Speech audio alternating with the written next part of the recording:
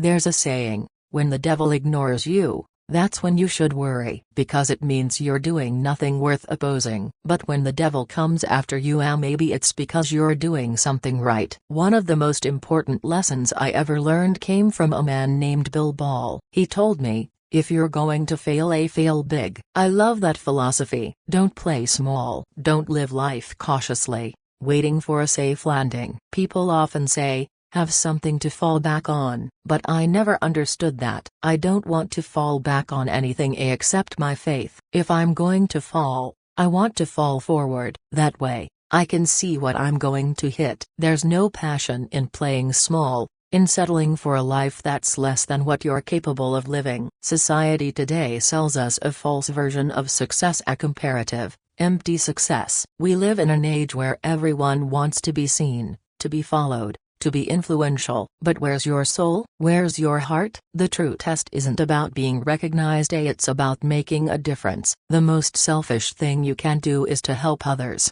because it fills your life with meaning. That itch, that desire you feel deep inside, that's God's proof to you that what you want is already yours. Claim it, pursue it, do what you're passionate about. Take chances, don't be afraid to fail. There was an old IQ test with 9 dots. The only way to connect them all with one continuous line was to go outside the box. So don't be afraid to think differently. Don't be afraid to dream big. But remember, dreams without goals are just dreams, and they ultimately lead to disappointment. Set goals, apply discipline, be consistent, every day, not just sometimes. Because hard work works. Working hard is what successful people do. I learned this the hard way. 40 years ago, on March 27, 1975, I was flunking out of college with a 1.7 GPA. I sat in my mother's beauty shop, staring at myself in the mirror. Behind me was an older woman under a hairdryer,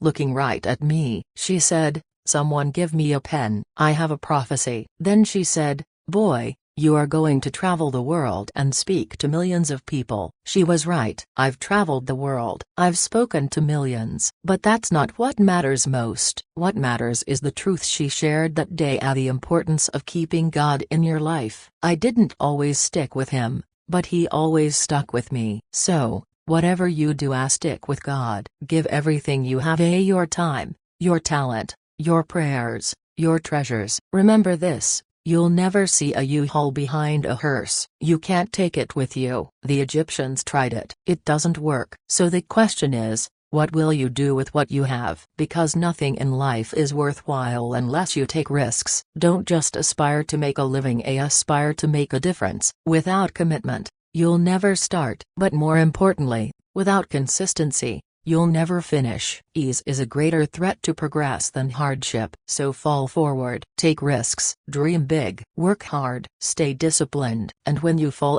because you will, fall forward,